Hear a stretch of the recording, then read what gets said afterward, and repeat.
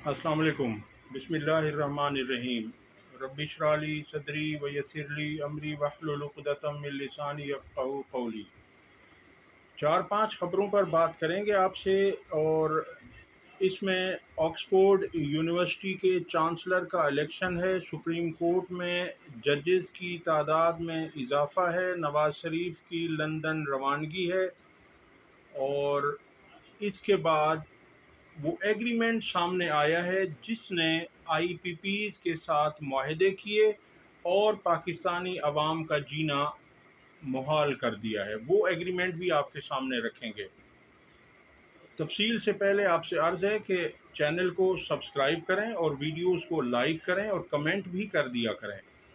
सबसे पहले आपके सामने एक इंटरेस्टिंग खबर है। रात की टीवी शो में सहाफ़ी तो नहीं है ये, बहरहाल अपने आप को सहाफ़ी कहते हैं, हसन अयूब, और उनके साथ नईम हैदर पंजोता की बड़ी दिलचस्प गुफ्तगू हुई। वो पहले आपके सामने आपके मूड को खुशगवार करने के लिए ये रखते हैं।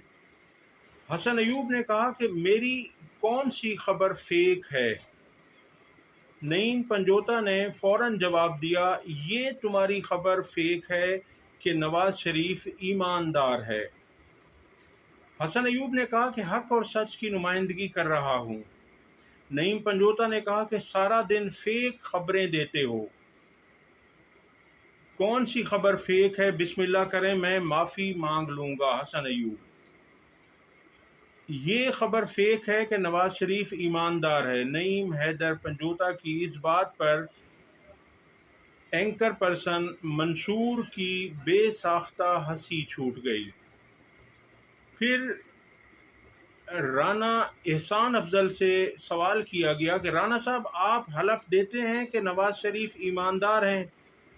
उन्होंने कहा कि मंसूर, देखें, ये जो हलफ वाली बात है और कुरान पाक उठाने वाली बात है, ये तरीक़ाकार ठीक नहीं। राना एहसान अफजल साहब, मैं तवक्को कर रहा था कि आप हलफ दे देंगे। मंसूर अली खान ने, जो एंकर हैं, उन्होंने ये कहा। नवाज शरीफ को अपने लोग उसकी ईमानदारी का हलफ देने को तैयार नहीं हैं, और ये जो सहाफ़ी हैं, लिफाफा सहाफ़ी, इन्होंने फ़ौरन कह दिया कि नवाज शरीफ ईमानदार हैं। फ़ेक न्यूज़ की बात हो रही है, तो हसन अयूब ने आज इसी शो में एक फ़ेक न्यूज़ दी है।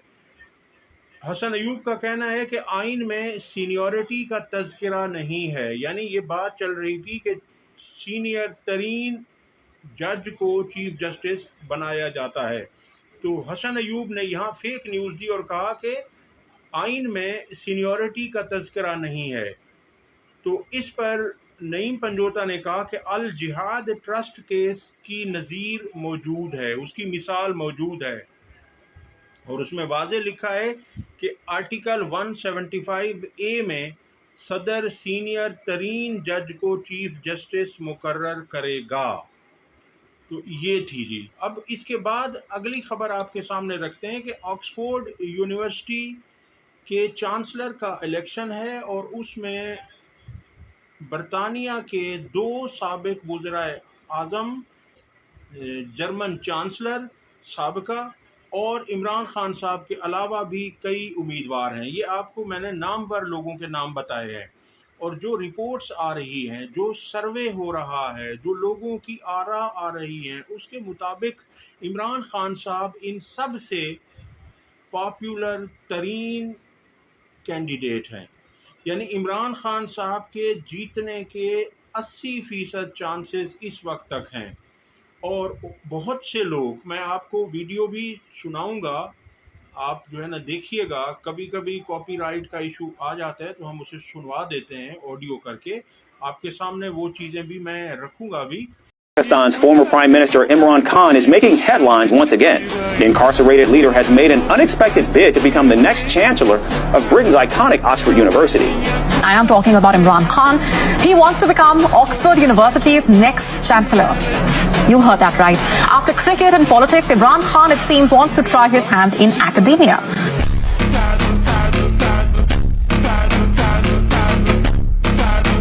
तो उस عمران خان صاحب کی مقبولیت کو دیکھتے ہوئے، شہرت کو دیکھتے ہوئے، نیک نامی کو دیکھتے ہوئے نون لیگ بہت زیادہ گھبراہٹ کا شکار ہے، اور نون لیگ کوششیں کر رہی ہے، ترلے منتیں کر رہی ہے کہ عمران خان کے نامینیشن کو مسترد کروایا جائے۔ ان کے خلاف گھٹیا ترین الزامات لگانے کی مہم جاری کر رکھی ہے، اور یونیورسٹی میں پٹیشن دائر کی گئی ہے، اور سوشل میڈیا پر بھی کوششیں کی جا رہی ہیں کہ عمران خان کو ڈی فیم کیا جائے، اور کوشش کی جائے کہ عمران خان صاحب کا اس الیکشن میں انتخاب نہ ہو سکے اور خان صاحب الیکشن لڑ ہی نہ سکیں۔ انشاءاللہ، وہ کہا جاتا ہے نا کہ مدعی لاکھ برا چاہے تو کیا ہوتا ہے، وہی ہوتا ہے جو منظور خدا ہوتا ہے۔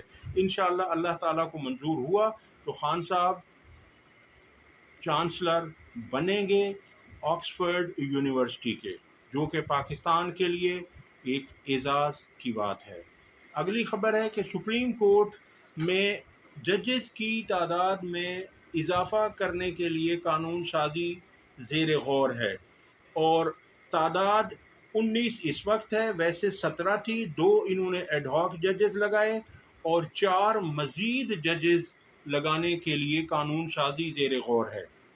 اب آپ منافقت دیکھیے ان لوگوں کی کہ انہوں نے صرف اس بات کے لیے ججز کی تعداد کو بڑھایا جا رہا ہے، اور وہ بھی اپنی مرضی کے ججز لانے کے لیے۔ میں پچھلی ویڈیوز میں بھی عرض کر چکا ہوں کہ پنجاب ہائی کورٹ کے چیف جسٹس امیر بھٹی کو سپریم کورٹ نہیں لایا گیا، پشاور ہائی کورٹ کے چیف جسٹس ابراہیم خان صاحب کو سپریم کورٹ نہیں لایا گیا، حالانکہ وہ سینئر موسٹ تھے۔ دوسرے نمبر پر تھے وہ سینیورٹی میں عامر فاروق صاحب کے بعد۔ عامر فاروق صاحب کو اس وقت تک نہیں لایا گیا۔ عامر فاروق صاحب کو اس لیے اسلام آباد نہیں لایا جا رہا کہ تاکہ وہ عمران خان صاحب کے اور تحریک انصاف کے کیسز میں اسلام آباد میں ہی رہتے ہوئے اپنی کوئی کارگزاری اور انصاف دیں، اور عامر فاروق صاحب کا انصاف ہوتا ہوا نظر بھی آتا ہے سب کو کہ انہوں نے جو کچھ تحریک انصاف کے ساتھ اور عمران خان صاحب کے ساتھ کیا کہ ان کے کیسوں کو دبا کے رکھا جاتا ہے جب تک ان کی گرفتاری دوسرے کیسز میں نہ ہو جائے۔ اب یہاں جو مخصوص نشستوں کا کیس سپریم کورٹ سے فیصلہ تحریک انصاف کے حق میں آیا تھا، اس میں چونکہ 8 ججز دوسری طرف تھے اور 5 ججز اس طرف تھے، یہ 13 رکنی بینچ تھا۔ اب قاضی صاحب نے کوشش کی کہ مجھے جو اقلیت ہے میری یہاں پر سپریم کورٹ میں، وہ ایسے ججز لائے جائیں جو ان کے ہم نوا ہوں، ہم خیال ہوں، اور ان کو اکثریت دی جائے تاکہ آئندہ جو کیسز آئیں یا ریویو جو نون لیگ نے اور حکومت نے فائل کیا ہوا ہے انہی تحریک انصاف کی سیٹوں سے متعلق، مخصوص نشستوں سے متعلق، اس میں حکومت کو کامیابی دی جائے۔ تو 2 ججز آ گئے، 2 نے انکار کیا، مزید 4 ججز کو انڈکٹ کیا جا رہا ہے، انہیں تعینات کیا جا رہا ہے۔ تو یہ سراسر بدنیتی ہے حکومت کی۔ حکومت جب کچھ نہیں کر سکتی تو پھر وہ قانون سازی کے ذریعے اس طرح کے قانون بنا رہی ہے کہ انہیں وقتی طور پر فائدہ ہو جائے، اس سے بھلے عدلیہ کو نقصان ہو، آئین کو نقصان ہو، قانون کو نقصان ہو، عوام کو نقصان ہو، پاکستان کو نقصان ہو، انہیں اس سے کوئی سروکار نہیں ہے۔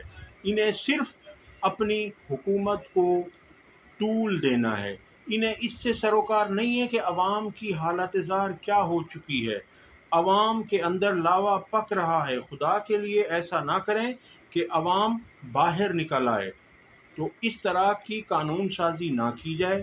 اور جب عمر عطا بندیال صاحب نے تعداد بڑھانے کی کوشش کی تھی تو ان کی مخالفت انہی قاضی صاحب نے کی تھی، مگر اب اور انہیں کہا گیا تھا کہ 2 مہینے ہیں آپ کی ریٹائرمنٹ میں، تو آپ ججز کی تعیناتی نہ کریں، آپ نہیں کر سکتے، اور کہا گیا تھا کہ آنے والا چیف جسٹس جو کہ قاضی فائز عیسیٰ تھے وہ آ کے کریں گے، لیکن اب قاضی صاحب کے بھی تو 2 مہینے سے کم ٹائم ہے، اب یہ اس طرح سے کیوں کر رہے ہیں؟ قاضی صاحب کے قول اور فعل میں تضاد دیدنی ہے۔ ہر شخص کو معلوم ہے کہ قاضی صاحب فرماتے کچھ اور ہیں، کرتے کچھ اور ہیں، اور اب یہاں بھی یہ ایک واضح طور پر ان کا سامنے آ چکا ہے کہ وہ کیا کہا کرتے تھے ماضی میں اور اب وہ خود کیا کرنے جا رہے ہیں۔ اور اسی طرح سے قاضی صاحب فرمایا کرتے تھے کہ سینیورٹی کے اصول کو مد نظر رکھا جائے، سینئر ترین جج کو چیف جسٹس ہائی کورٹ کا ہو یا سپریم کورٹ کا ہو بنایا جائے، مگر اب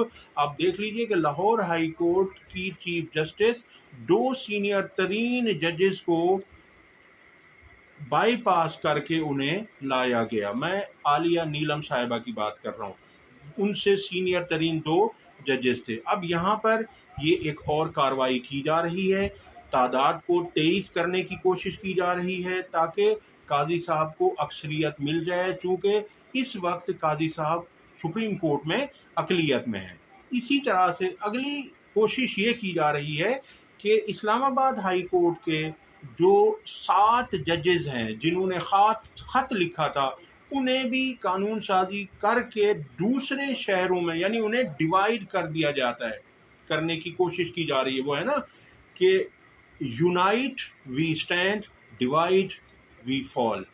تو اگر انہیں آپ تقسیم کر دیں گے، یہاں پر چونکہ تعداد کل 8 ہے، ایک چیف جسٹس ہیں، 7 ججز دوسرے ہیں، 6 نے خط لکھا تھا، 7ویں میاں گل حسن اورنگزیب صاحب ہیں، تو اب ان کے لیے بھی ایک کوشش کی جا رہی ہے، وہ بھی حمایتی تو تھے انہی خط کے، ان خط لکھنے والوں میں وہ بھی شامل تھے۔ اب یہ کوشش ہو رہی ہے حکومت کی طرف سے کہ ان 7 ججز کو دوسرے شہروں میں، دوسرے ہائی کورٹس میں بھیج دیا جائے تاکہ یہاں پر اسٹرینتھ کم ہو جائے اور یہاں اپنی مرضی کے ججز کو تعینات کیا جائے تاکہ فیصلے اپنی مرضی کے لیے جائیں، اور چیف جسٹس عامر فاروق صاحب کو سپریم کورٹ لے جانے کی تیاری کی جا رہی ہے۔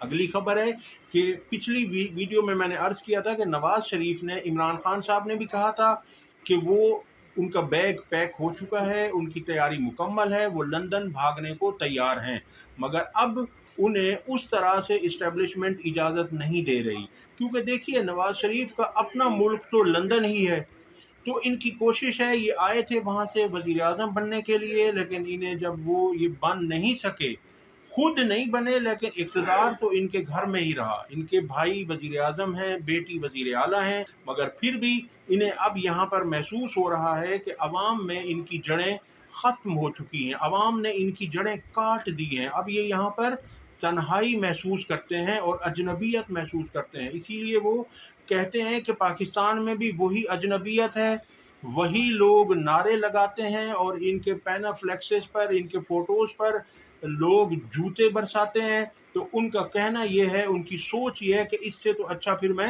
لندن میں ہی تھا، کہ وہ کہنے کو تو دیار غیر ہے، وہاں پر اگر میں اجنبی ہوں، وہاں پر اگر لوگ مجھ سے محبت نہیں کرتے، اگر وہاں پر لوگ میرا استقبال نہیں کرتے تو وہ ایک الگ بات ہے، لیکن پاکستان میں ہوتے ہوئے اب انہیں کوئی گھاس ڈالنے کو تیار نہیں ہے، کیونکہ عوام کو پتہ چل چکا ہے کہ یہ سب کہتے کچھ ہیں، کرتے کچھ ہیں، منافقت ان میں کوٹ کوٹ کر بھری ہوئی ہے، معصومیت کا یہ ڈھونگ رچاتے ہیں، ڈرامہ کرتے ہیں، معصوم شکلیں بنا کر ٹی وی پر آ کر، میڈیا پر آ کر یہ اپنے آپ کو مظلوم ثابت کرنے کی کوشش کرتے ہیں، لیکن عوام انہیں اب اچھی طرح سے جان چکی ہے۔ مری میں نواز شریف جب نکلے تو ان کے استقبال کے لیے کوئی نہیں تھا، 2-4 لوگ جو ان کی گاڑی کے ساتھ ان کے اپنے تھے، وہی صرف کہہ رہے تھے کہ نواز شریف جا رہے ہیں، مگر عوام نے ان کی طرف کوئی دھیان نہ دیا، کوئی توجہ نہ دی، اور نواز شریف وہاں سے اکیلے ہی اس گلی سے نکل گئے، اور کبھی وقت ہوا کرتا تھا کہ جہاں سے یہ گزرتے تھے وہاں عوام کا جمع غفیر جمع ہو جاتا تھا اور انہیں قائد اور اپنا لیڈر تصور کیا جاتا تھا، مگر جب سے عمران خان آئے ہیں اور انہوں نے لیڈرشپ کا جو تصور دیا ہے، تو عوام نے اب دیکھا، عوام کی آنکھیں کھلی، عوام کو شعور ملا کہ لیڈر تو وہ ہوتا ہے، یہ تو ڈیلر تھے، ہمیشہ نواز شریف نے ڈیل کی، جب بھی کوئی مشکل وقت آیا ڈیل کی اور یہاں سے بھاگ گئے، اب پھر وہی کچھ ہونے جا رہا ہے۔ تو ان قریب کچھ لوگ کہہ رہے ہیں کہ 12 سپٹمبر کے بعد، اور کچھ کہہ رہے ہیں کہ سپٹمبر کے آخر میں، بہرحال یہ انہوں نے جانا تو ہے، اور اب بات وہی پرانی کہ علاج کے لیے انہیں باہر جانا ہے۔ آپ 40 साल से पाकिस्तान पर आपने हुक्मरानी की, आप कोई एक ऐसा हॉस्पिटल भी नहीं बना सके जहां आपका इलाज हो, आपके ख़ानदान का इलाज हो। आप सब, आपको खांसी भी आती है तो आप खांसी के भी इलाज के लिए आप बाहर चले जाते हैं। ये आपने मुल्क का हाल किया है। और वो जो जेल में 13 महीनों से बैठा हुआ है, उसने कभी बाहर जाने की बात नहीं की। जब वो लिफ्ट से गिरे, शदीद ज़ख्मी हुए, उन्होंने इलाज पाकिस्तान में शौकत खानम में करवाया। उन्हें गोलियां लगीं, वो बाहर जा सकते थे लेकिन वो नहीं गए, वो पाकिस्तान में रहे। अब अवाम इसलिए जब 2, 3, 4 लीडर्स का कंपैरिजन करते हैं तो वो इमरान खान को इनसे बारहा ऊपर पाते हैं। उत्तम दर्जा इमरान खान को मिलता है लीडरशिप में, क्योंकि उन्होंने अगर सऊबतें बर्दाश्त की, तकालीफ बर्दाश्त की, तो वो पाकिस्तान में ही रहे, वो पाकिस्तान से कहीं बाहर नहीं गए डील करके। उनका कहना है कि मैं केसेस अपने अदालतों से ख़त्म करवाऊंगा और वो करवा रहे हैं। और इंशाअल्लाह बहुत जल्द इमरान खान बाहर आएंगे। और इनको ये भी दिखाई दे रहा है कि इमरान खान साहब बाहर आ गए तो फिर इनकी यहाँ दाल नहीं गलनी। उनके आने से पहले पहले इनकी कोशिश है कि यहाँ से फरार हुआ जाए। अगली खबर जो मैंने आपसे की थी IPP से, वो वीडियो लंबी हो चुकी है, तो वो अगली वीडियो में मैं आपके सामने उसकी पूरी डिटेल रखता हूँ। आपकी आंखें खुल जाएंगी कि क्या इन्होंने एग्रीमेंट किए थे इसी हुकूमत ने, नून लीग ने, और किस तरह से उन प्राइवेट बिजली पैदा करने वाले कारखानों को नवाजा गया। अब तक के लिए इतना ही। अगर वीडियो पसंद आई हो तो लाइक और शेयर करें और चैनल सब्सक्राइब करें। अल्लाह हाफ़िज़।